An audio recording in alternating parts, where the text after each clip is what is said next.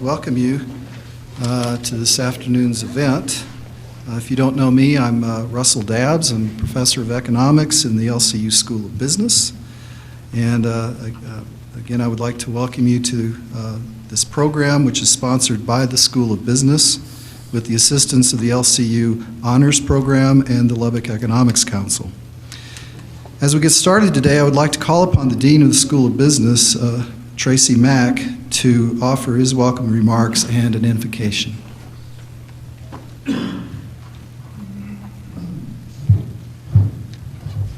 I want to welcome you too. I'm glad you came. I know middle of the afternoon, not always a great time, but I got to hear Dr. Younger at lunch, and he's going to make you think about some things, and a great speaker, and really good things to think about today. So I know you'll enjoy it, but let's open our time together with a word of prayer.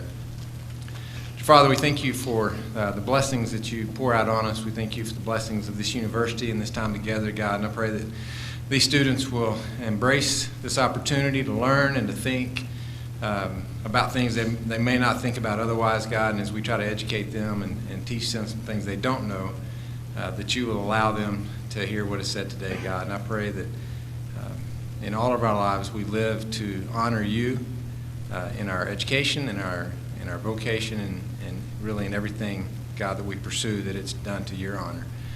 Thank you for our guest today, and pray that you will be with him as he speaks to us, and with Dr. Starr as they have a conversation following that, God. And thank you for Jesus, for the grace and the salvation that is never ending, Father, and it's through his name that we pray. Amen.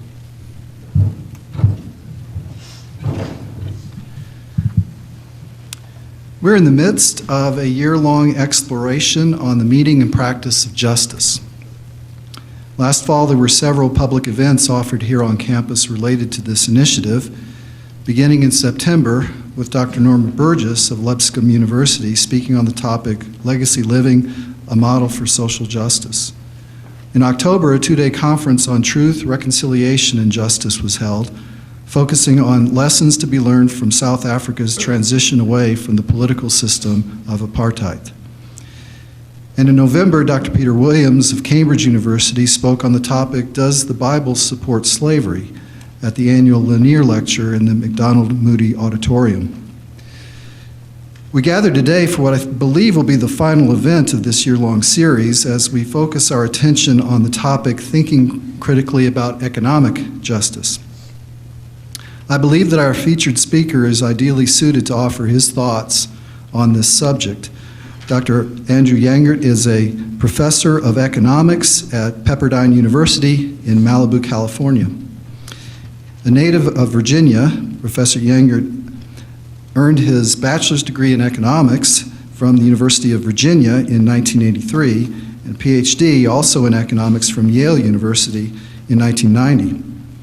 From 1990 to 1994, he served as a research economist for the Federal Reserve Bank of New York before moving from the East Coast to the West to take his current position at Pepperdine, where he earned the rank of full professor in the year 2000.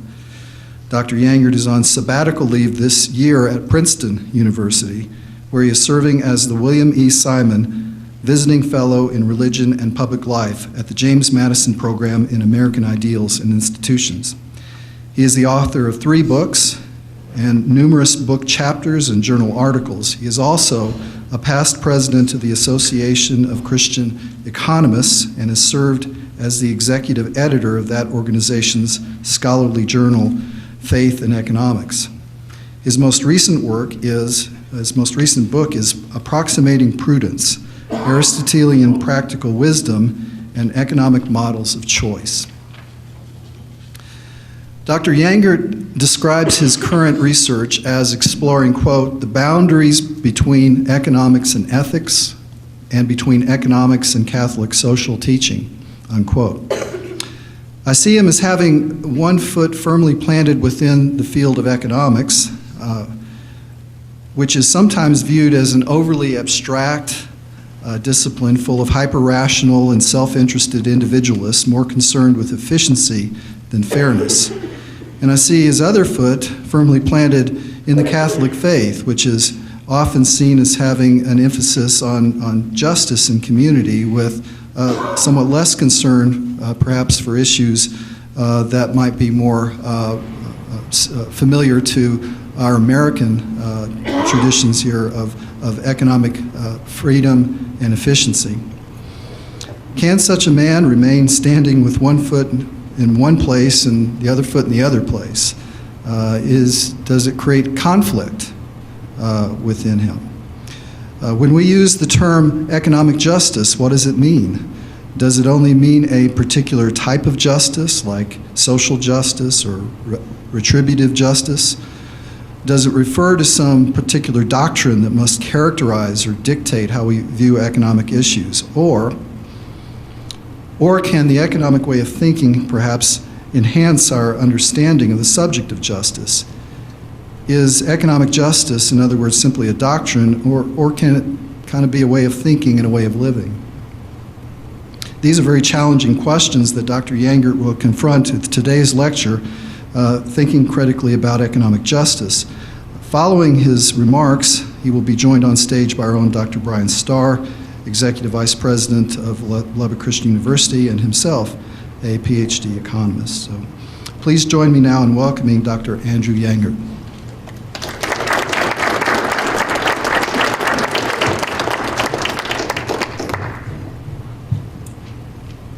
Thank you for that very generous introduction. And I'm thrilled to be here. I'm glad that's come out clearer than it looked just a second ago, maybe from an angle. But I'm really glad to be here. I've had a really good visit. I've just saw Dr. Lemley, who was part of the interviews I went through when I interviewed at Pepperdine all those years ago, and had one of my first conversations about Pepperdine's Christian heritage and where I might fit into it. So I remember that conversation from years ago, and I just had a nice conversation with your president, Tim Perrin, who just came from Pepperdine 4 years ago now.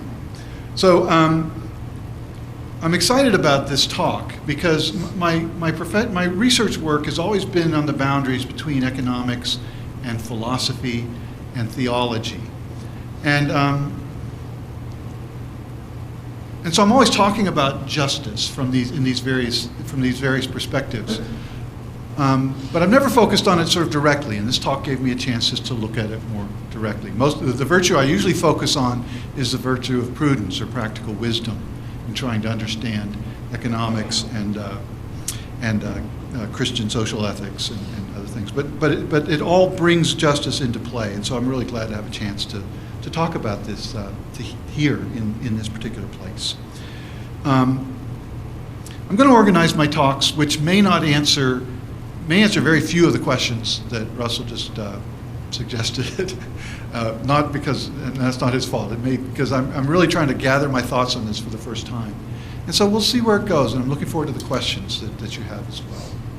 So I'm going to organize my talks, my ideas around a set of questions. Right? First question is, what is justice? I think you really have to start with that question. And then, what role does it play in society? Right? To understand why justice, what's the purpose of justice? Why should we be just? What role does it play? Which means you're going to have to say, well, what is society? What are people like, and what is society good for? Why is it good for them? Then I want to talk a little bit about what justice means in Aristotle, in that tradition. What economics may have to say about justice, which is going to be a very much thinner description than you get in Aristotle. So some compare and contrast there. And then, given the fact that economics talks about justice in a very different way, I would say justice with quotation marks around it almost. Can economics still offer anything to people who care about justice, right? And to an Aristotelian or somebody involved in Christian social ethics who cares about justice? So that basically is where I'm going here. I want to talk about various ideas about justice inside and outside of economics, and then what economics might be able to offer, even if it doesn't get justice quite right. So first question, what is justice? This is a very frustrating question because a surprising number of people aren't really that interested in telling you what justice is, or they give you a really simple answer, and they aren't really interested in exploring it very much. Right? At my own institution, Pepperdine, there's a social action and justice colloquium that goes for 4 semesters, And they don't really spend a lot of time reading about what justice is and the debates about what it is. And they don't read Aristotle on justice. You may not want to stop there because you want to go out and do social action and justice, but I think you need to start there. So I think some people keep it a little too vague, surprisingly so, even in a university setting. I think the idea is that, well, we know what justice is, we just have to go out and do it. Right? We all know what justice is. And I think it's always dangerous when you hear somebody say, we all know anything. Right? We all know what justice is. I think it's worth taking some time to talk about what it might be and what different ideas about it are. In fact, I think there's a suspicion that among activists, that if you want to talk about justice and define it, you really don't want to do it. You're just trying to keep us from going out and doing it. Right? We're just trying to make excuses for injustice and keep us from addressing it. But I think it's very important to ask this question, because if you haven't really thought and reflected on what justice is, then how do you know you're doing it, really? How do you know that justice isn't just, in your own mind, maybe it's whatever tends to move you to try to go out and be active. But is that justice? Does everything that moves you qualify as justice? And if somebody else is trying to move you and manipulate you by calling something justice, do you have a way of discriminating between things that seem like they're just, but they're not, because you haven't thought very carefully about what it is? So I think it's always important to understand what something is. And that's not the last thing you have to do, but I think it should be the first thing you should do. So here's a very general definition just to sort of get us into it. It's a firm and continuous desire to render to each person his or her due. I'm going to sort of refine that a little bit, but most people will start somewhere there. Some people will just jump to equality, but usually in general they say it's a desire, or a continuous, firm, sort of comes out of your character to render to each person his or her due. So, of course, that leads to the question, well, what is each person's due? What is due to each person? Is it equal shares? Equal shares in income? Is it equal respect? Is it equal opportunity? Right? So the question, most of us believe in equality in some ways, but the real question is equality of what? Right? We do have that standard. We think people should be treated the same, but with regards to what? Some people think justice has something to do with proportionality and not necessarily equality. Right? In some settings, it may be that you don't want to give everybody the same amount because justice means giving people what they need. Right? That would be a justification for not doing something equally, but for meeting the needs as they're there. Other people say it's just to give people a share that corresponds to their contribution. Right? That's not equality, but there are justice language that talks about that. And then justice as civil rights is sort of in a particular sphere, the political sphere, where you're just talking about, are people being treated the same way in front of the law? Are they able to participate in the same standing in the political society? So just the answer to that question, what is it that people are due, unveils a range of discussion about justice. Related to the question of what is justice and what does it mean to have a just distribution or a just society is the question, why should you be just? Right? I may know that something's just, but I say, well, why should I be motivated to be just? And there are basically three ways that people try to motivate this. One is we want social peace. If we don't have justice, too many people are going to be too upset and it's going to disrupt society. Right? We were just talking to somebody about this earlier in the day. About, well, if everybody thinks the system's unjust, then there's just going to be all this disruption. And that's a reason you would have justice, is you want social peace. If you could get social peace without justice, would you still want justice? Others emphasize a duty to others, right? That's very radically separable to your own well-being. Right? Justice means when I do things that maybe I don't want to do, but I do them from this strong sense of duty. Maybe they're things that I even think are really bad for me, but I do them out of a sense of justice, and that's what it means to be just. It might be a little bit more Kantian, where things that actually go against what you might think of as your own well-being, and you sort of conquering that with your duty makes something just. Why would you want to be like that? Why would you want that, exercise that duty? In the tradition I'm more familiar with, the Aristotelian tradition, justice is a virtue, and it's part of living well. It's part of being happy, or being happy is happiness is a dangerous word because we tend to think that's just pleasure, having pleasure experiences. But being happy in the Aristotelian tradition is sort of living well. As my son would put it, being good at life. He wouldn't put it as like this is what Aristotle means by happiness, but I think that's a really good definition. If you're good at life, if you're living well. Well, justice is part of that. It's not something that gets in the way of me living well. It's part of me living well. It's what it means to be a good human being. And to be a good human being means to live a good human life. And that's what Aristotle means by happiness. So, one of the questions we're going to return to is why should you be just? What motivates people to be just? Is there anything in our description of justice that really makes you want to be just? I want to go back to that general definition again, what I call a firm and continuous desire to render to each person his or her due. There's another way to look at that, to define justice, but from a very different angle, and it would be a just society, it's the second one here, where a just society is each one getting what is his or her due. I'm describing sort of the same phenomenon, but I'm describing them from radically different perspectives. And it matters very much which way you describe what's happening in justice. Right, the first way is really describing justice as a virtue. It's the just person who is oriented to try to give to other people, render to other people what's in their due in whatever role that they tend to be playing.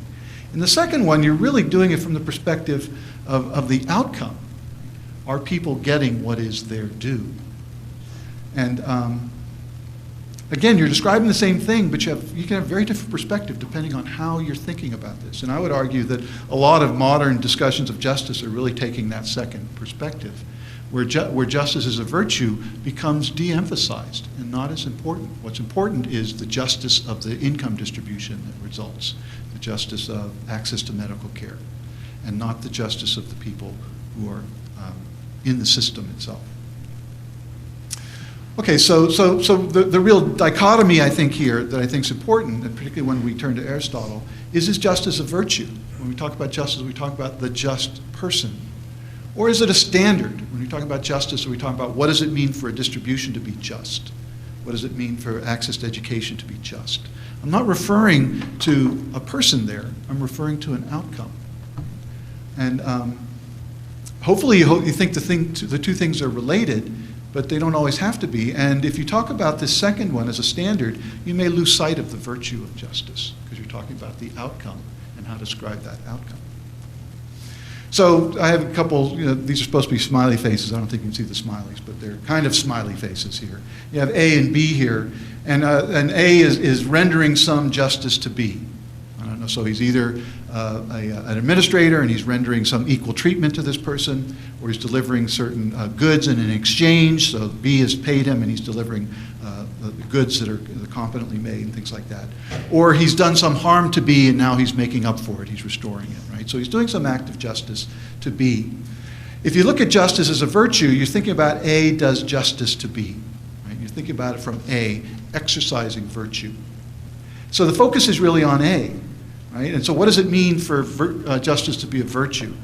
A is acting not just sort of randomly, right? He doesn't happen to be doing something just, and tomorrow he'll do something unjust, but he's acting from a firm and enduring character. Right? It's part of him. It's a habit. It's part of his character. It's part of who he is.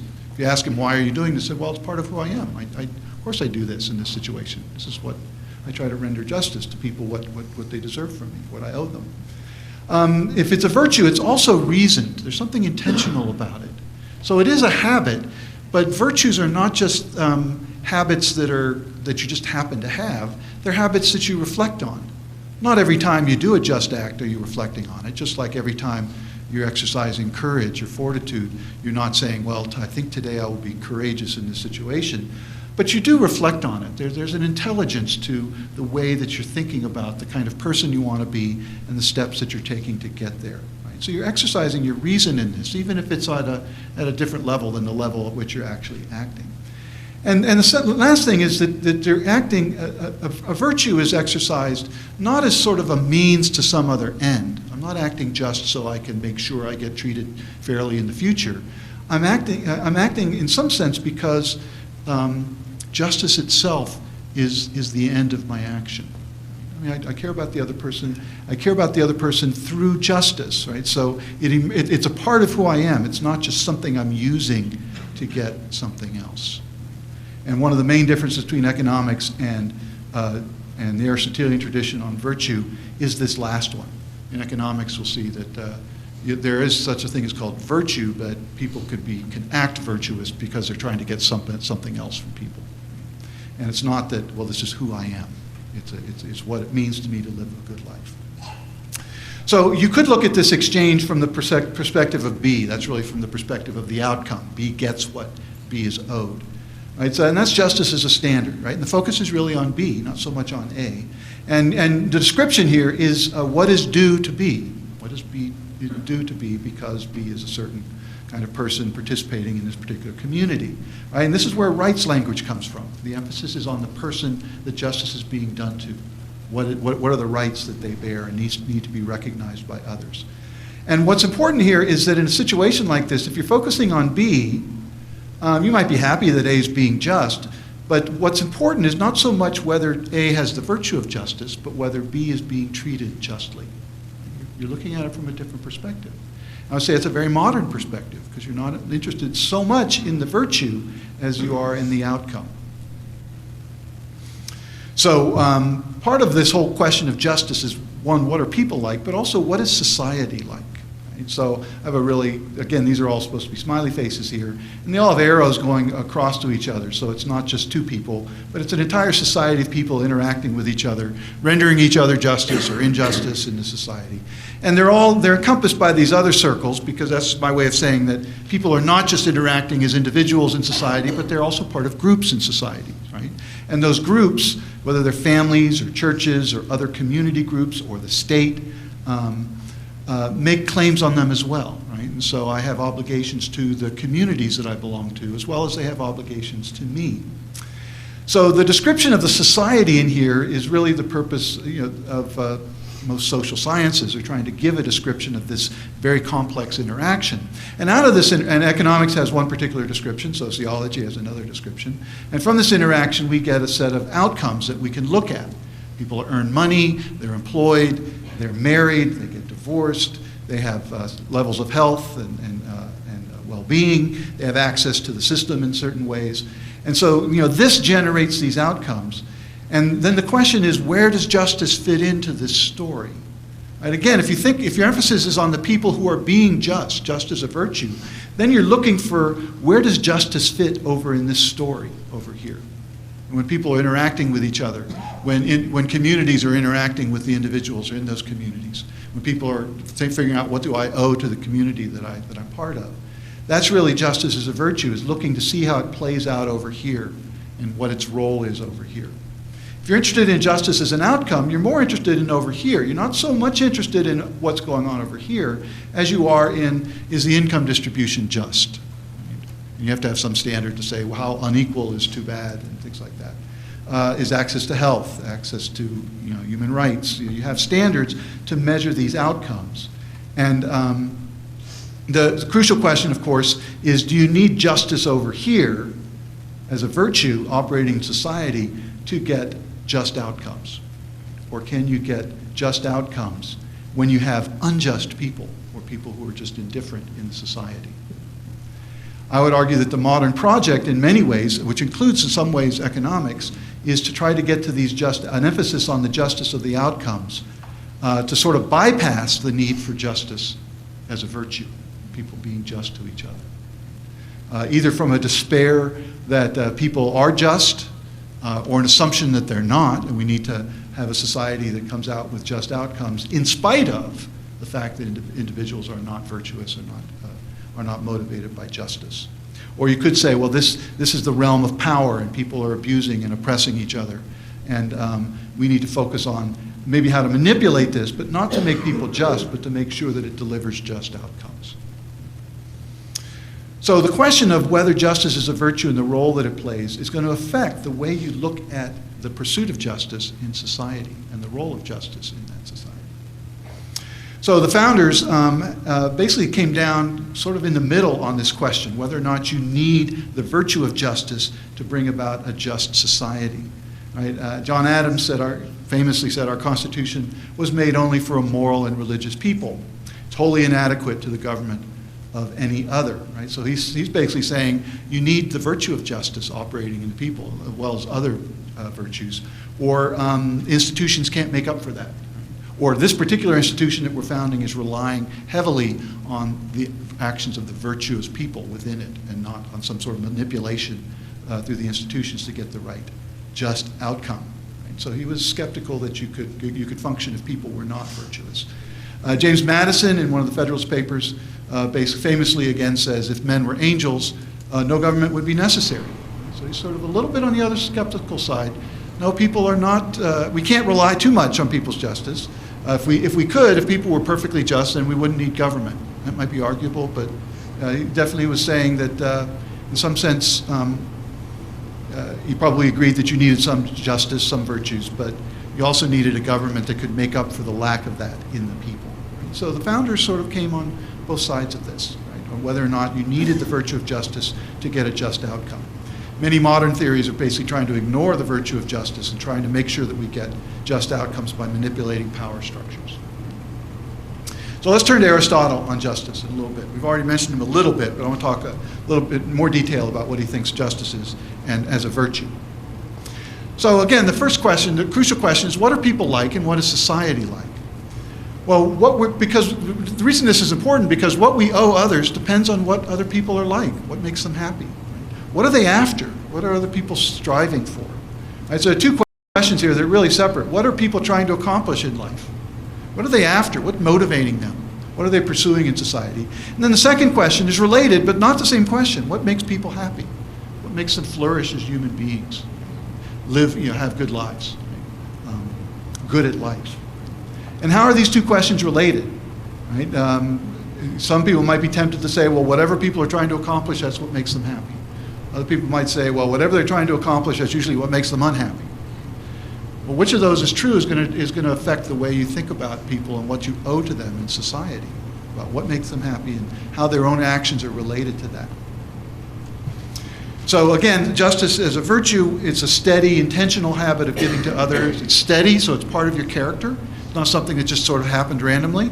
Something that you're thinking about. What sort of person do I want to be? How do I become a just person if I'm not? How do I make up for my shortcomings there? Or more importantly, how are those who are in charge of forming me, like my parents, they want me to end up being a just person. How do they get me to that point, form that character within me? And again, it's a habit, and you're trying to render to other people their due. So part of what's due to other people, and part of the role of justice as a virtue, is to understand that in Aristotle, being just is not something that's imposed on you to get something for other people. It's part of you living your life well. So it's not in competition with you living your life well, a life well lived. It's not like I'm trying to get what I want, and then I have to sort of give some, tribute to justice over here to keep it at bay so I can get the things I want over here. No, part of being a good human being and successful in this life is being just in your relationships with others, with society, with the communities you're part of. And so it's good to be just, even apart from the consequences. Now we hope that, if you're trying to be just to other people, that part of being just is trying to make sure that justice is actually done and making up for it when it's not done. But it's not just enough to get those consequences right. So an act of justice, being virtuous and getting the just outcome, is better than just getting the just outcome alone. Because being just is an important part of being a good human being and happy in this life. And so because it's a virtue, virtues sort of combine three important parts of who we are as human beings. It combines our intellect, because part of being virtuous is saying, what sort of person do I want to be? And it's not a matter of being inauthentic. It's a matter of saying, what does it really mean for me to be a good human being? I know I'm not there yet. How do I get there? And how do I think about that? So it involves your intellect. It involves your fulfillment, because you're asking, what are the things that will really make me happy in this life? And how does justice fit into that? And also your emotions. So you don't the more virtuous you are, the more your emotions are actually lined up with the way that you're acting. So it's not like you're trying to sort of tear justice out of yourself and you really don't want to let go of it, and you're just really unhappy when you act justice, you just force yourself to do it. The more virtuous you get, the easier it is, and the more it is that your emotions line up with the virtue. And so it's part of living well, and also a part of this is the community itself is part of human fulfillment. You may think this is a truism, but you'd be surprised how often we don't really think that way. We think of the community as in competition with our own fulfillment.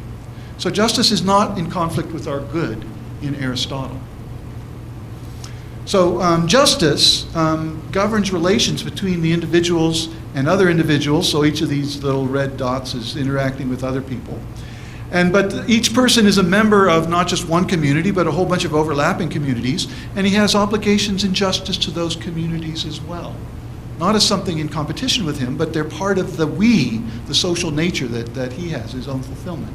And there's justice owed from communities to the people who belong to it. So when we talk about justice, we need to talk about different kinds of justice.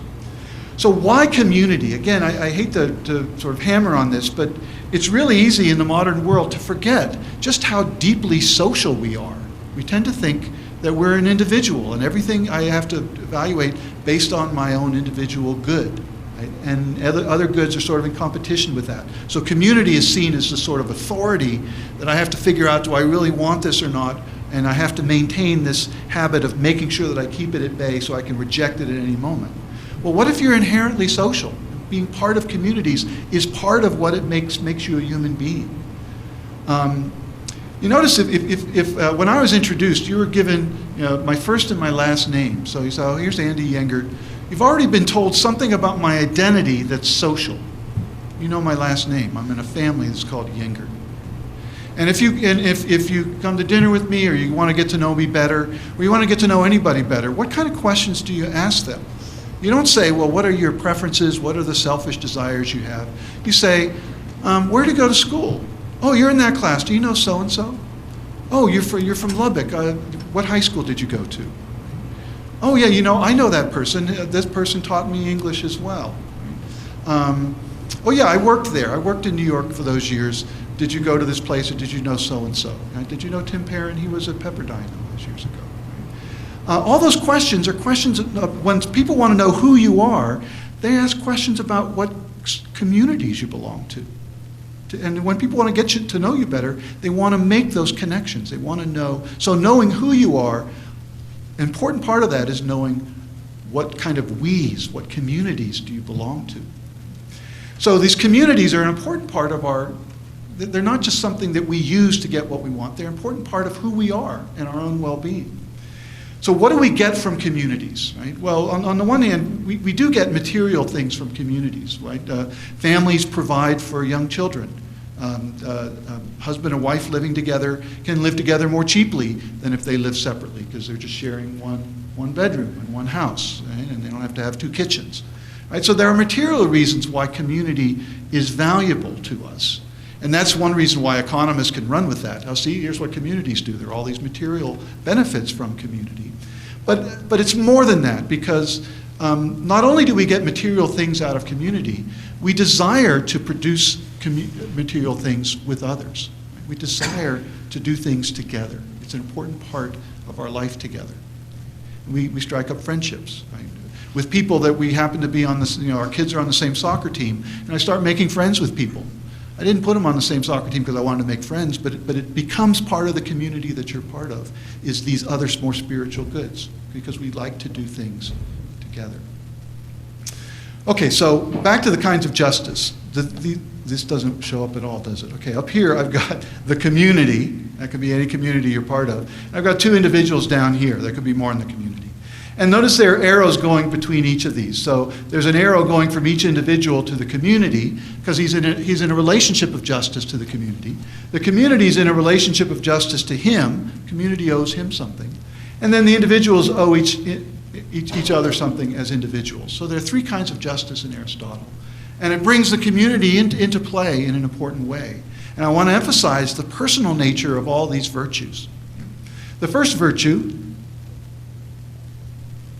is what governs my relations as an individual to the communities that I'm part of. Right? Not because the communities are demanding this from me and they're going to punish me if I don't do it, but because I'm part of this community.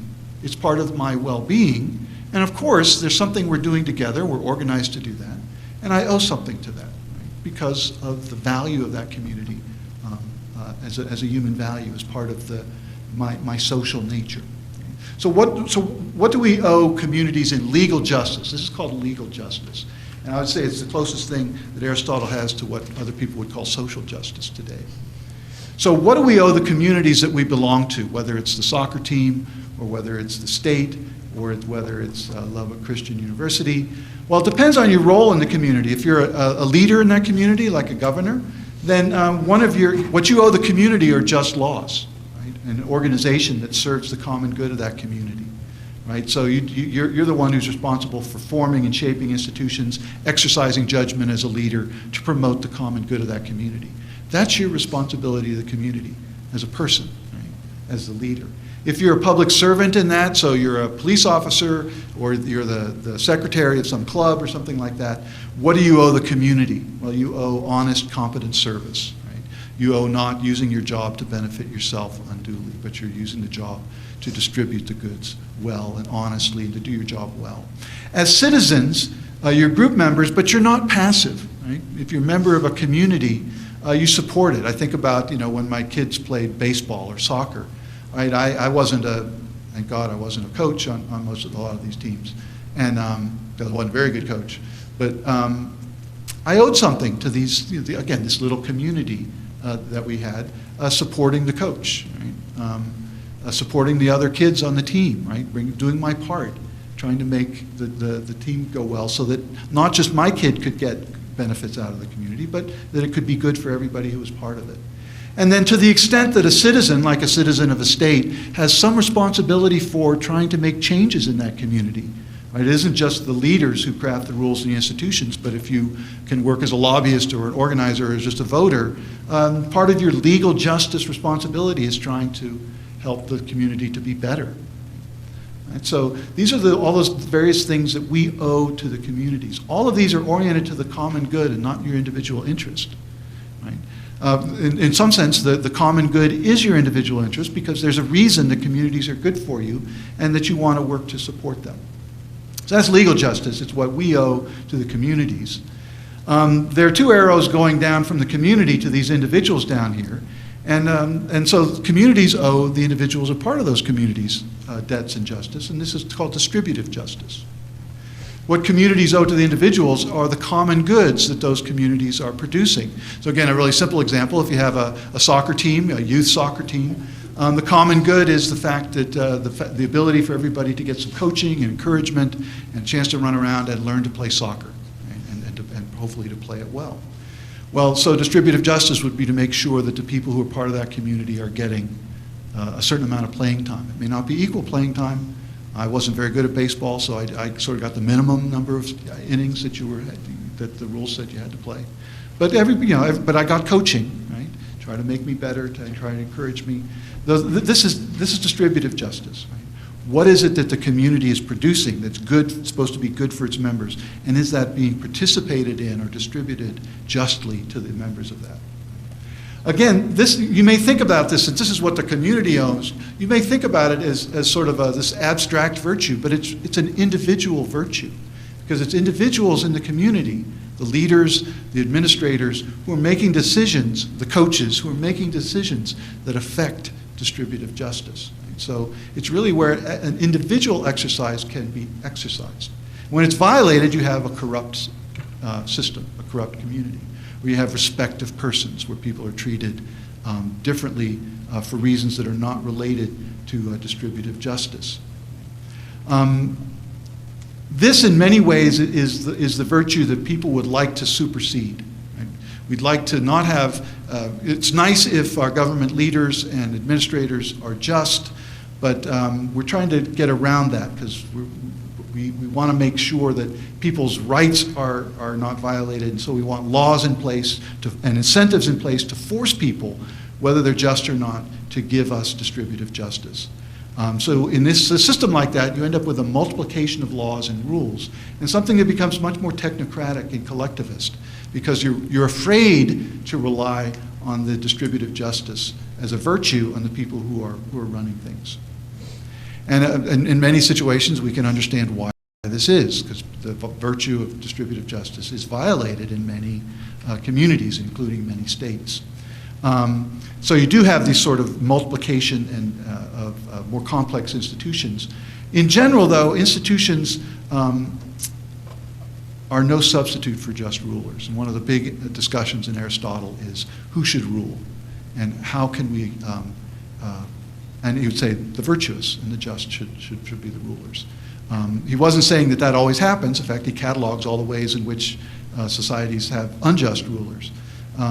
But in doing that, he emphasizes the fact that in some ways you can't completely substitute for a just ruler. You can try to make up for it by putting constraints around them, but that's never going to work perfectly, and you're going to end up with somewhat unjust outcomes. You shouldn't expect too much from institutions if you don't have the virtue of justice. So the third kind of justice is what's called commutative justice, and that's justice between individuals, not relating to the state or the community, but just as individuals. So what do we owe each other fellow members and citizens? We owe them justice in exchange. So if I've decided I'm going to trade with you and I'm going to make this payment and you're going to deliver a car to me, then I have in justice I owe you the payment, and in justice you owe me the car. If I've done damage to you, like I hit your car, I owe you injustice. I owe you to make up for that. If I've hurt your reputation by saying something that's false about you, or even something that's true about you that somebody else didn't need to know, I've done damage to you and I owe you something in justice. I should try to make up for that. Now, oftentimes, because commutative justice is associated with commerce, people tend to think this is just cold and calculating. It's just helping people to give as little as they possibly can in a particular exchange. But if you think about it as a virtue, it plays a really important role in society, not just in commerce, but also in commerce. Because to exercise this virtue, you have to think in terms of what other people are due, right? What's at stake for them? And it reinforces a kind of mutual accommodation. Right? In exchanges and in cooperation with other people, I have to think about what it is that they're getting out of it, because I have a duty in justice to try to make sure that they're being made whole and that injustice isn't being done for them. So it fosters a certain respect for the other. People who really exercise this justice are really looking out for other people, even as they're exchanging for them. And particularly in a society where we know we're all fallen, where we know that there are injustices being done all the time between individuals in markets and in private life, the virtue of commutative justice is crucial. It's like a social body's immune system, because it's restorative. Right? There's this requirement for people to try to make up for the harms they've done for each other, the slights they've done to each other, the way things haven't worked out even when they were trying to do justice and it turned out wrong because the good they delivered them was damaged in some way. It really helps to maintain a certain equilibrium in society and keep everybody in society participating in it on a very basic level. So in Aristotle, justice is very much a personal virtue, and a just society is a society of just people, exercising all three kinds of justice: distributive and legal justice towards the communities and from the communities that they belong to, that are an important part of their well-being, and commutative justice between individuals. And although, again, Aristotle's Politics has a whole section on constitutions and what constitutions might be the best, which have shortcomings, but there's no confidence that institutional design can make up for an unjust ruler, and the exercise of justice everywhere in the system. And there are more virtues than justice that are needed for a healthy social order. Liberality, which is one of my favorite virtues, not that I practice it, but it's one of my favorite virtues to talk about. And that's sort of going beyond an extreme generosity, right? So people who are always giving more in this very generous way. In some sense, they decrease the hold of material goods on themselves because they're so generous with it. And so they're more open to doing justice in society through that. And things like kindness and charity and friendship. Sometimes when you can't fully do justice, you need the exercise of forgiveness on the point of somebody's point of view. Or charity in putting up with other people who are not fully able to do you justice. And in friendship in general, which when somebody is another self, when they're a friend, justice becomes much easier, or in some ways beside the point, and you end up with charity. So let's turn to economics, what economics has to say about justice. Well, economics doesn't have a lot to say about justice. And part of the reason is what economics says people are like. Right? This is the basic economic model, which is not meant to be a fully comprehensive description of what people are like, but it does tend to affect the way economists think about the world. So what are people like? Well, people have preferences. Right? They just happen to have these things in their heads or their hearts that they want. People want things. And people go around pursuing those preferences rationally. So they want things, and they go around the world trying to get those things. And the whole point of life is to get the things that they want. I've got a bucket list, and I got to get everything on it. Right? And I got to get it before I die. Right? So people are bundles of these preferences, and they're going out and they're pursuing those preferences. So if this is the way I think about people, and society is basically people trying to get the things that they want from each other, or maybe together with other people, but they're really just trying to get those things, then what do I owe other people in this world? Well, I owe respect for their preferences, because this gives rise, this is actually not just an economic worldview, it's a very modern worldview. Out of it comes, well, who am I to judge? Who am I to say that, of course this person wants this person wants sex in marriage, this person wants to go to prostitutes. Well, who am I? They each have demand for different things. And they're going to pursue them in some rational way. So the sort of respect for preferences, no paternalism. Right? You can't make somebody better off by restricting their options. Right? Freedom of choice. We love choice if we're economists. And then there is a certain kind of respect for freedom in economics, although it's a freedom to choose. It's a sort of freedom that is sort of free of any constraint to pursue the things that I want to pursue. Right? And the things you want to pursue in economics are not very problematic. The difference between what you want to pursue and what will make you happy, economists don't talk very much about that. Although increasingly in behavioral economics there's some discussion of these things. And so if people are after things, why should you get in the way of them? And society should just be a way to make sure as many people as possible can get the things that they're after. So where does justice fit in this? Now, there may be some justice here. It's a kind of justice. It doesn't bear much relationship to Aristotelian justice, but it is a kind of justice. It's what you owe other people. You try to give them what they want so they can give you what you want. So there is something it's called a virtue in economics. In fact, there is something called virtue economics, and there's also something called the economics of sin. But sin and virtue are in quotation marks, which means they don't really mean by virtue what Aristotle or other people mean by virtue. Virtue is good. Some people exercise virtue. They act like they're being fair, or they act like they're being just, but they aren't doing it because it's part of their character. They're doing it because it's going to help them get what they want. If I act just, then other people might do things for me in the future. That's purely instrumental. It's not part of living well. What's part of living well is getting the things you want, and maybe justice will help you do that, or virtue or other virtues. So this is Groucho Marx virtue. Right? The secret of life is honesty and fair dealing. If you can fake that, you've got it made. Right? So some people might act like they're just, and it helps them solve certain coordination problems, but they're not really trying to be just because it's a good thing to be. They're being just because it helps them get what they want. Right? So the thinner idea of it. So the one game theory problem that most people, even who are not economists, know about is the prisoner's dilemma. And it's a problem in cooperation. Two people need to cooperate to some activity, but they each have incentives to deviate from that cooperation and not cooperate. And you have two prisoners, and they want to cooperate by not confessing to the crime and confessing on the other person.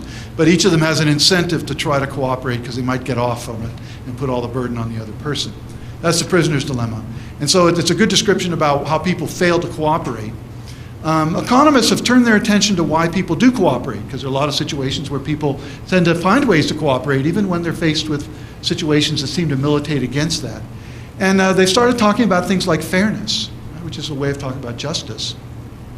And it turns out that in certain kinds of prisoner's dilemmas, or in certain kinds of repeated prisoner's dilemmas where you have to cooperate with somebody over and over, or I have to cooperate today and sometime in the future I may come across this person again, It turns out that acting in a fair way, according to justice, pretending you're virtuous, can make your payoff larger, because in the future you may get people to cooperate with you more, and you can take advantage of them sometime in the future, or it just your payoff can be bigger because you can convince the other person that you're just and they'll cooperate with you, and you keep acting like you're just even though you're not really.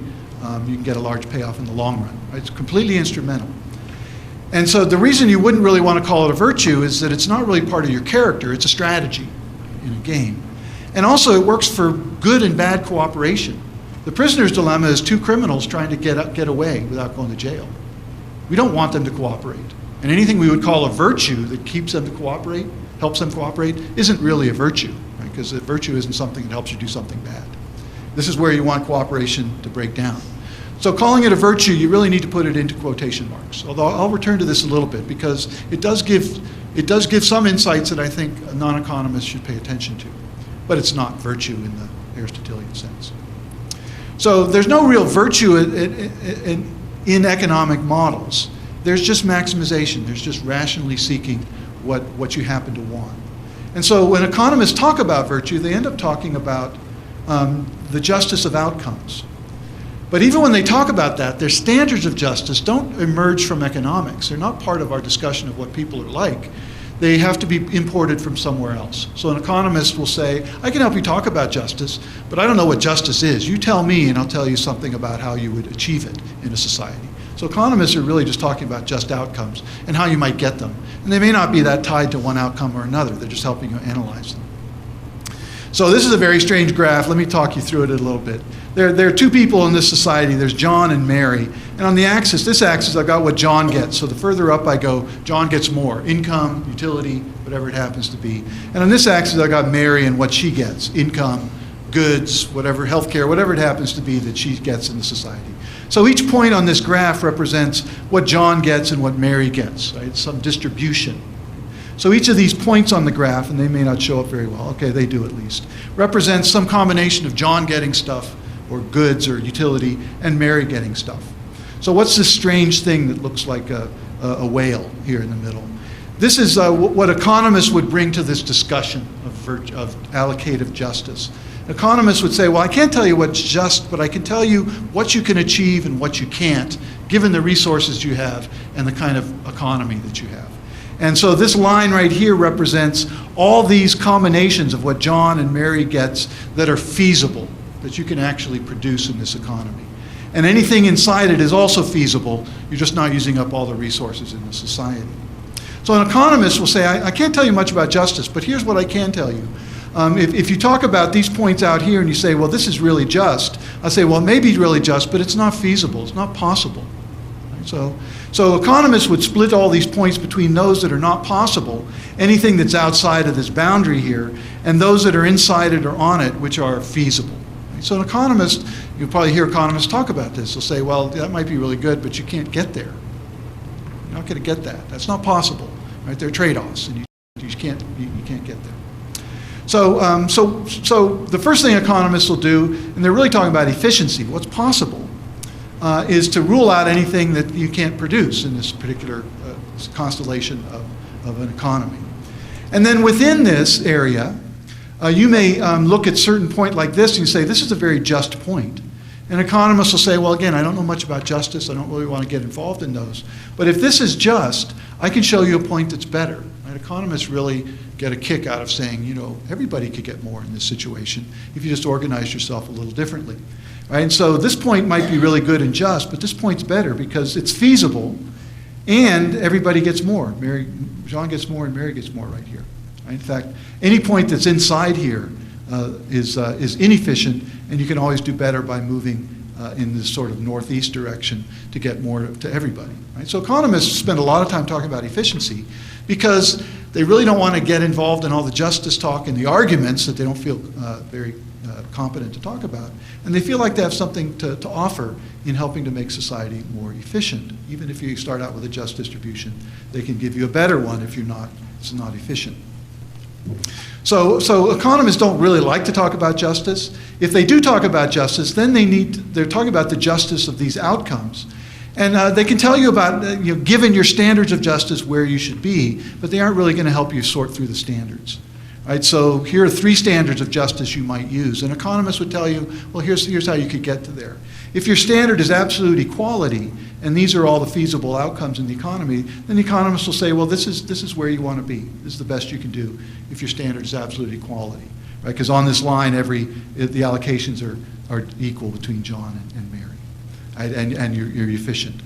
If your standard is something like a Rawlsian standard, I'm sorry to use that term, where basically the John Rawls' standard of justice doesn't quite fit here, but if you're thinking about it in terms of a just society is a society that gives the least well-off as much as possible.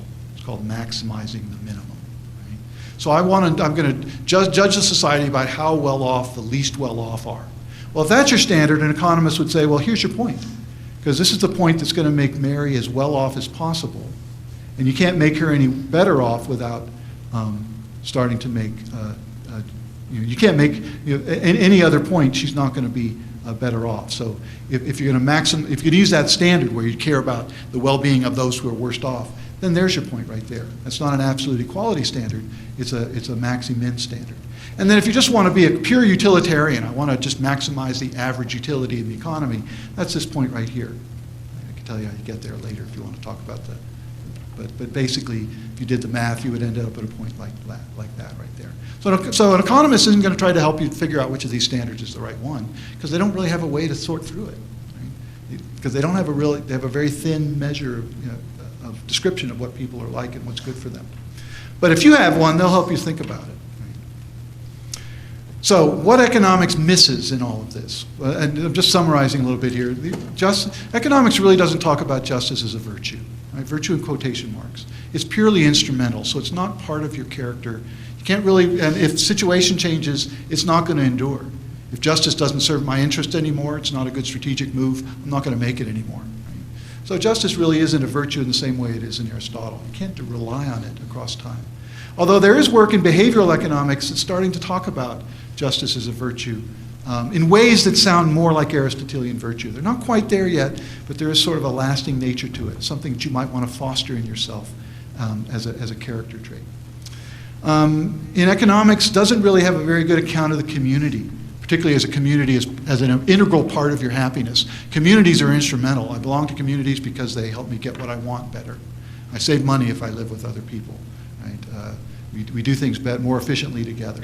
That's the only reason I do it, and if I couldn't, there'd be no other reason to belong to a community. It's purely instrumental. Again, within economics, there's a lot of really interesting work being done in the last 20, 30 years, where economists are starting to talk about fraternity and social preferences. They're starting to try to make room in economics for community to actually have an independent value to people, and not just for what it does. And then, interesting work, again, economics is a very exciting field because a lot of these deficits in economics are starting to be addressed by economists. The idea of reciprocity is really a virtue for somebody who's trying to build community and build cooperative relationships. Reciprocity you could describe it as a strategy in economic terms. Basically, if you're in a cooperative situation where it's difficult to get people to cooperate and they might take advantage of you, when you exercise reciprocity, you basically make a first generous move. And you say, okay, let's try this. Hey, let's try to do something together. And if they take advantage of you, you just say, okay, well, I guess that didn't work, and you don't deal with those people anymore. Right? It's sort of, I'm going to try to do well. If you do well to me, well, hey, let's keep going. We've got something going on here. And if it doesn't work out, well, okay, I didn't lose that much. I tried. And I'll go try to find somebody else to cooperate with. Well, economists are really adopting the idea of reciprocity as an important feature of individuals. And there are certain individuals who they just describe as people who are characterized as strong reciprocators. They're talking about people who have this idea, this seeking of cooperation is built into their character. It's kind of exciting to see that. But most economic models aren't quite there yet. So the last thing, what I want to end on with, I don't want it all to be negative about economics, because I think economics can offer a lot to people who care about justice, particularly legal justice. What is the way that society is organized to promote human well-being? Right, so even like a nerd or a geek may not understand very much about community and about human life and what's important in it, and may have a very narrow view of it, they can still be important to have around the table. I think economists are like this. That even though they don't get justice quite right, the virtue quite right, and I'll talk a little bit about this tomorrow as well, they understand other things that can be very useful to an Aristotelian approach. So there are four things. I'm not going to go into much detail about them, but I want to talk about four things that economists can offer. The first three are really things that I think are important for thinking about legal justice and the constitution of societies, even just societies. And the last one, the development of norms and institutions, really helps us, economists to start thinking carefully about man's social nature. So economists, they have this really stripped down version of individuals who have these preferences, and they're just out there in society trying to pursue these preferences. And we know that's a thin model, and people are much richer than that. But one of the things that it does is it gives economists a curious habit of respect for individual agency. Economists are very unlikely to dismiss individuals in models, in economies, as either stupid or passive. Right? Economists will look at people in a poor country and say, no, they're not just being irrational peasants. They're acting rationally given the constraints they have, and they're trying to pursue their own well-being in the way we've defined it in a very narrow way. But economists are very good at understanding and not dismissing people and taking their agency seriously. And when you think about changes in institutions, economists are very likely to say, how are the people affected by these institutions going to change their behavior? Because they're not passive, they're active. And so there's a sense in economics that institutional change has got to, in some sense, help the people who are trying to achieve things within that system, or it's not going to be sustainable. I think other social sciences tend to discount human agency. People are more the results affected by the forces within society, either power relations or socially determined reality, psychological stimuli. And economists, for better or for worse, seem to take human agency more seriously. I think that's a real contribution of having an economist around the table when you're talking about legal justice. Economists also have a respect for undirected order. Right? You have millions of people in an economy trying to accomplish things, however narrow or broad those things are.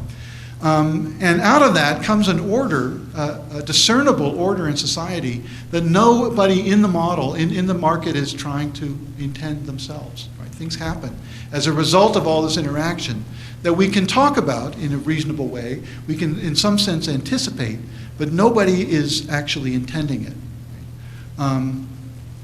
Lots of people who are not economists are really suspicious of this because they think that when I say there's an undirected order in society, or even a spontaneous order, that I'm assuming that it must be good.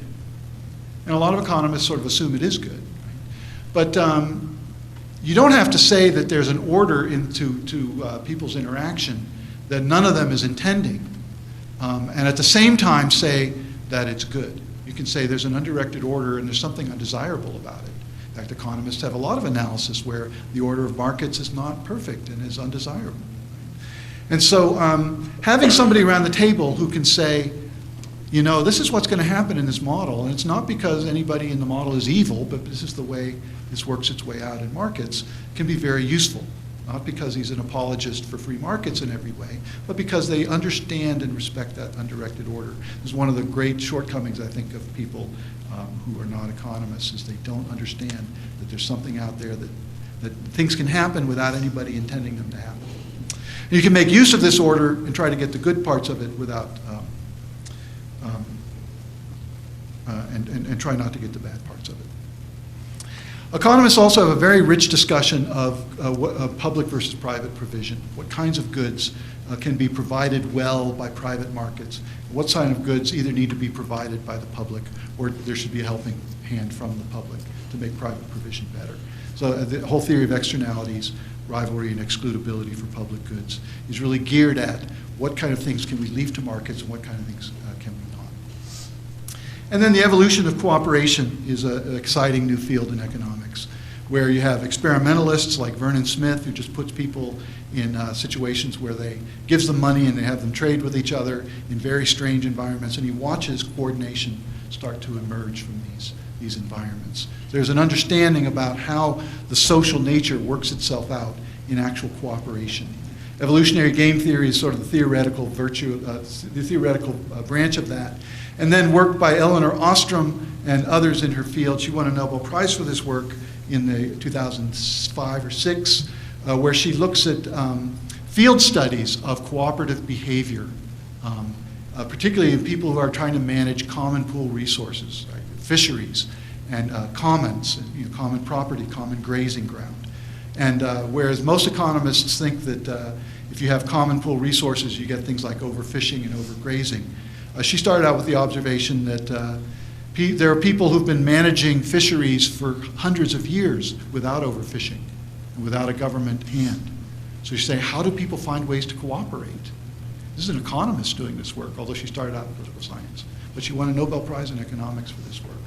So the understanding about where norms and institutions come about and how this cooperation works its way out, economists are coming to a better understanding of how this works and what sort of things foster, what sort of conditions foster this kind of cooperation and what sort of conditions undermine it. Sometimes you have fisheries that were managed for hundreds of years that were undermined when the government came in and said we needed to start managing the fishery.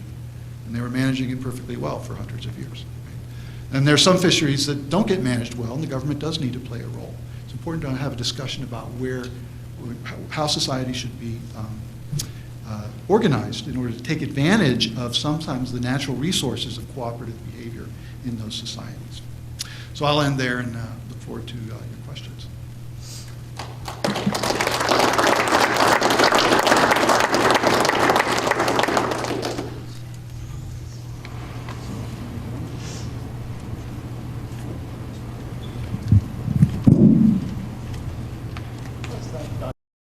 Once again for a very thoughtful presentation today.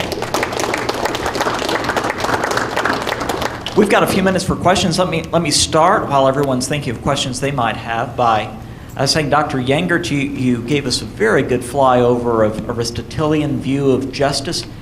This is a Christian institution. You're a person of faith. How do you see common touchstones between Aristotle and a Christian worldview, and where might there be sources of tension as Aristotle is juxtaposed and compared to Christian thought on justice?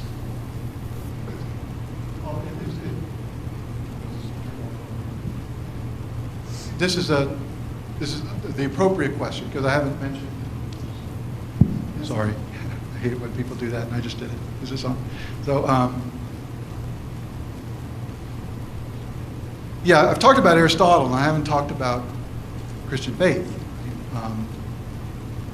I think it's important that when I read Aristotle, and when those who I rely on in either Catholic social tradition or others who are trying to glean from Aristotle some insight into society, is that I read it through a Christian, and particularly a Catholic lens.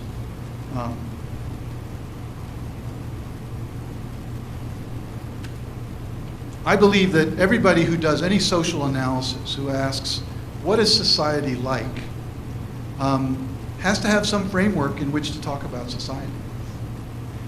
Even if you're trying to draw as much insight as you can from the scriptures, you have a social theory that's organizing your thought about how society works. And you have a philosophical framework. I don't think that's completely avoidable. So I think it's important to be aware that you have a framework, to interrogate that framework. And one of the things that an important author for me, Thomas Aquinas, who was interpreting Aristotle and Augustine in the 13th century, trying to find a way to make sense of them at the same time to make sense of his Christian faith, which was the authority. In all of his arguments, he always started out with arguments from authority, which are often scriptural arguments. And so it's not a matter of just taking Aristotle and dropping him in. I think you have to read Aristotle or any philosophical. If you're working with Kant, you've got to interrogate Kant. Say, what does this mean? Where does this match up? Where doesn't it match up? I think if you assume that you just don't need any of that and you're just going to read the scriptures, you might have a framework in there that you're just not interrogating. So I look at Aristotle, and I think when most of the people I respect look at Aristotle, particularly as Christians, they know that Aristotle was a pagan, and he had a world. When he talked about happiness, for example, he wasn't talking about, although he did believe in an afterlife, at least he talked about it in certain ways. He asked, could you be happy if your kids turned out bad? So even though you're dead, he sort of trying to wrestle with this. So he had some idea that there was an afterlife. But obviously, he didn't have anything like a Christian worldview. It was before that time. So when Aquinas looks at him, he obviously looks at it and says, well, the happiness that Aristotle's talking about has to be a radically incomplete happiness, because our full happiness comes in the communion with God in the next life. We can start participating in this life. But so he had to look at that and sort through it in certain ways. And so I would say that I think we always need a lens. I'm perfectly happy to think about the shortcomings of Aristotle and his worldview.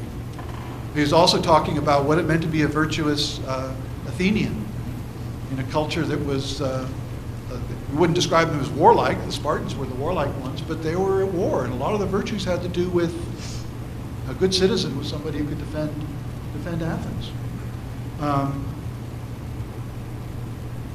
I think in general, and actually I don't think you have to go with Aristotle to do Christian social analysis. But I think you've got to think about what you're drawing from.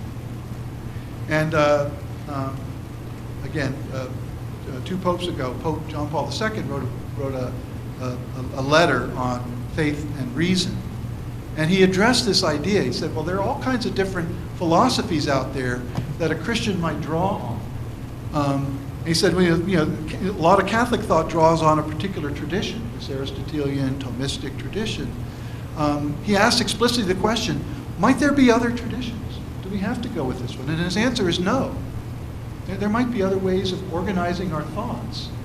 What's crucial is the Christian inspiration, Christian revelation. But how we organize our thoughts about that could be through the lens of another tradition. And then he discusses what do those traditions have to be able to talk about? Well, they have to be able to talk about moral truth. So you can't draw on a philosophy in which you can't talk about moral truth. You can't have a relativist philosophy and draw on it for a Christian tradition, because you've got to be able to look at it through a Christian lens and not be at odds with it. So even Aristotle, you need some work on him, which is basically what Aquinas was trying to do, to try to get there. So I don't think it has to be the particular philosophical tradition I draw on as a Catholic. There are other ones. That doesn't mean that any other tradition. And I think it's useful to think, and you can't just draw them in without interrogating. Hopefully, there's a tradition of thinking about where you might go wrong with this, what it helps you to understand. Got plenty of questions here, but would really like to open it up for those who are in the audience. What questions do you have of Dr. Yankert today? All you have to do is raise your hand. Dr. Dabbs is running around with a microphone.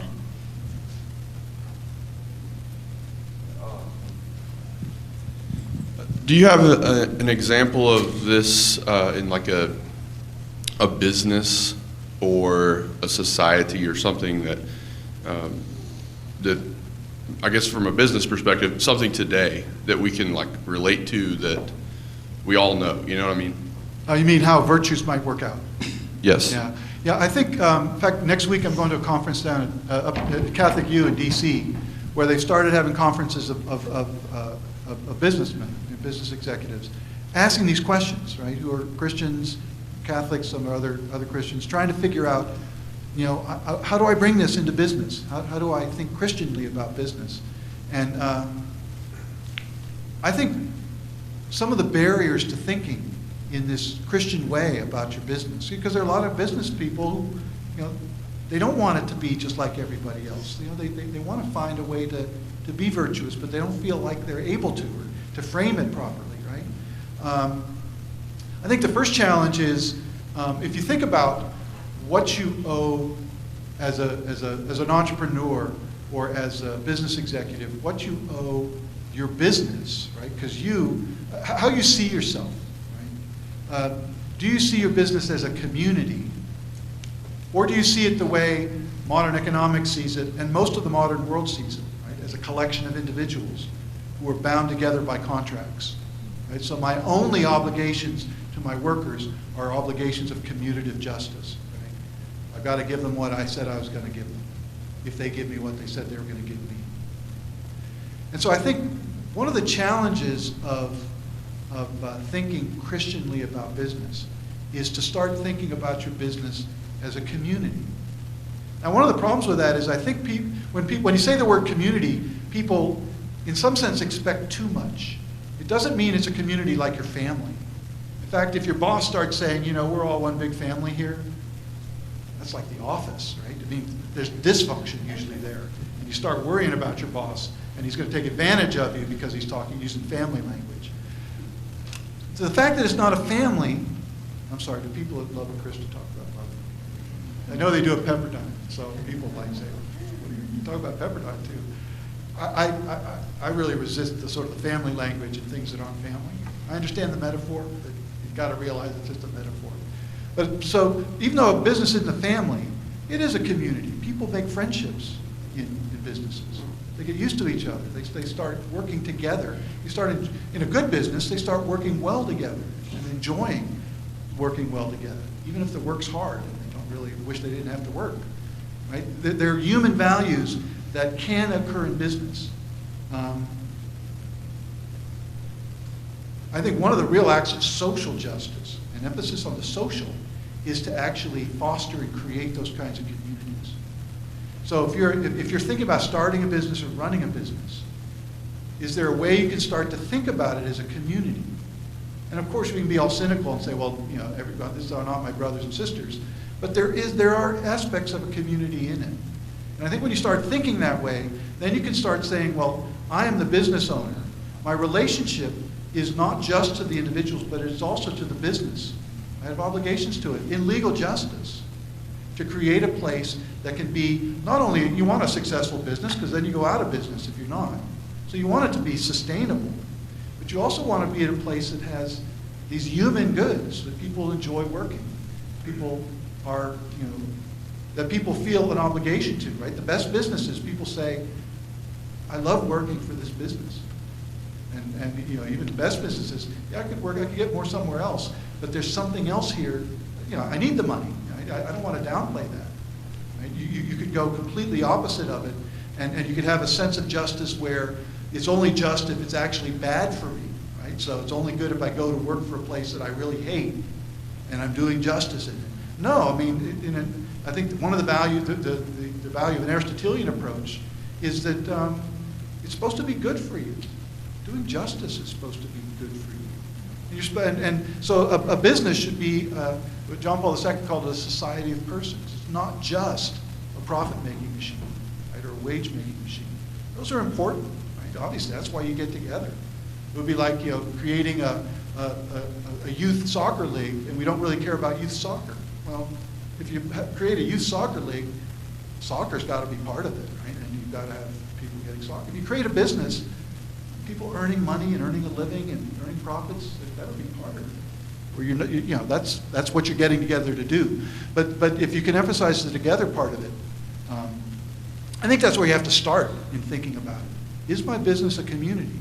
And don't be too romantic about what community means, because people make friendships, even though they're not really deep friendships, they're still really valuable. Acquaintances is a kind of friendship. People start feeling responsible for each other. They start caring about each other. Not in a big way. I'm not going to give an arm for you, but there's just something valuable about that. And by the way, I'm not saying that this is easy. There are communities of business leaders who are trying to find ways to do this. And they meet together. And there's some really fantastic books that emphasize. They don't emphasize the sort of Hollywood endings, right? The worst kind of business book would be, hey, we did this and it just turned out well. Let me tell you about all the ways it turned out well. The best books on this are, we're trying to find a way to keep our workers' salaries high and avoid laying them off, because I feel responsible for them. And they start feeling responsible to the business. But it's really hard. Let me tell you what worked and what didn't. I'm not saying it's easy, but I think you have to start seeing business in a certain way before you get to that point. It's probably harder to do in a big multinational than it is in a smaller business. While we are queuing up the next question, just raise your hand when you've got a question. Let me ask this one. Dr. Yangert, you described in general two different ways to view justice. One is the way, and one view is that Dr. Dabbs acts justly as a virtuous person, and the other way is that Dr. Dabbs gets what is due to him. Which of those two views do you find most compelling?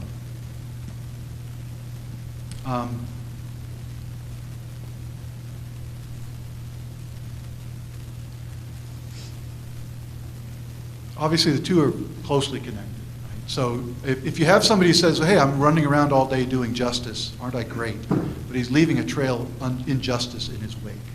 Right? And everybody he thinks he's being just to, he's doing injustice to. Then you'd say, on the one hand, you'd say, well, it's good that he's trying to be just.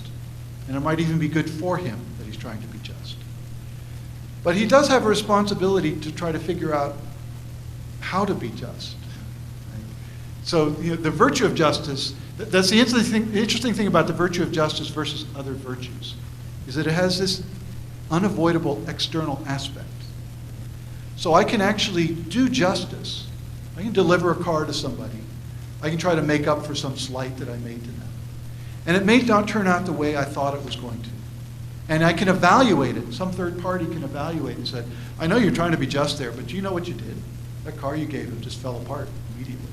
Right? I know you weren't trying to be unjust, but injustice was done. Right? This guy got a lemon. If I have the virtue of justice, which again I think is important for my happiness, my flourishing as a human being, then I have to care about the consequences as well. In other words, somebody who has the virtue of justice has to care about the other party and whether justice is done.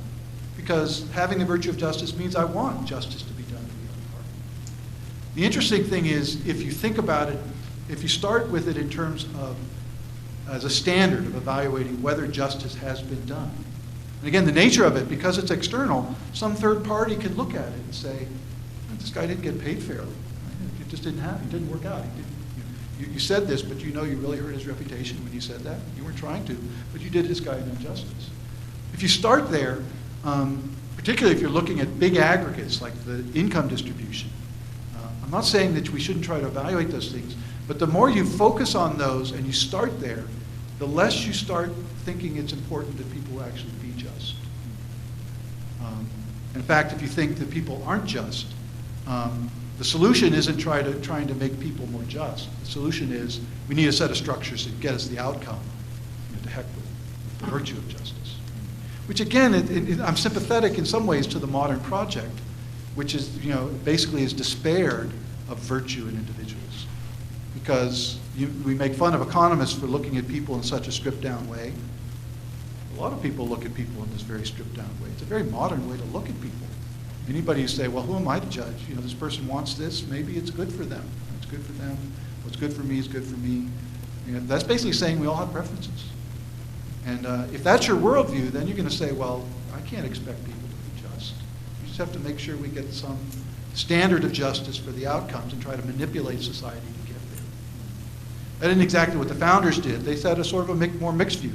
People are just, but they're not angels. So we need to be able to rely on that justice. We can't have a system if people are completely unjust. But we need to have a system that will make up for the fact, or correct the fact that people are not always just. The modern view is more people are just what they are, just or unjust, and we just have to get a system. It's sort of the Hobbes problem, right? People, people are war of all against all. And we have to try to find a way to get some kind of stable, just system out. It seems to me that there's a lot of view now that justice is something that can only come from the top down. That is, justice is something to be imposed, or an order is to be created. And one of the things that you mentioned in your talk was about the commons and the fisheries, and, well, if you don't have rules, if you don't have somebody above making sure it all works out right, how can it work out? And yet, and I think that is one of the things that is interesting in economics, is you will find in history all sorts of things that just emerge from people's just interactions with each other. I think it was Coase or some that was talking about said, well, you must have lighthouses. Somebody's going to have a lighthouse. You must create a lighthouse, or the government must come in and do that. That's sort of the classic public good type of thing. The government's got to be there, otherwise the lighthouse would never be created. And yet there were lots of examples over history where they emerged because it was in people's interest.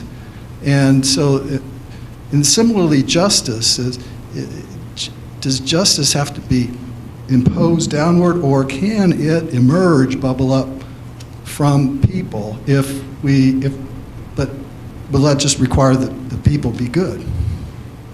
I think my presentation of this, it looks like it can come across as if what I'm correcting is this idea that justice always has to be top down. My own view is somewhat more mixed, right? That virtue is important in ways that you can't make up for by institutions. But people are not perfectly virtuous, and they never will be in this life. And so you will need you need institutions. In one sense, if you look at the sort of the trajectory of economics really, for the last 100 years, was trying to explain how institutions could bring about good outcomes. They didn't use the word justice, although they talk about it sometimes if you would import the term. And so how can we bring about a stable, consistent society, productive society, in spite of all the individual people being self-interested? And economists sort of were able to explain a lot of things in those terms. I would say the last 20 or 30 years, there's more of economics not abandoning that, but correcting it to some degree, and saying, virtue plays an independent role. Right? Notions of fairness, fellow feeling, social preferences, if you will, play a role that we've been ignoring. And I think telling a more balanced picture, right? Not discarding the idea that sometimes you need intervention from the top to bring about a better order. And sometimes certain kinds of fisheries, you need government intervention. Other kinds don't. So economists are able to start talking about when that cooperative order can come about and what sort of virtues, even though they still have a very thin idea of virtue, can support that. At the same time, understanding that there's still a role for sort of a top-down pursuit of that. Well, it looks like we've hit the 5 o'clock limit. I appreciate your thoughts today, and Dr. Starr, appreciate you helping with the conversation. And thank you all for coming out. And I believe if you want to come up and have a chat with Dr. Younger, I think you will be more than happy to. So again, thank you all for coming out, and have a good evening.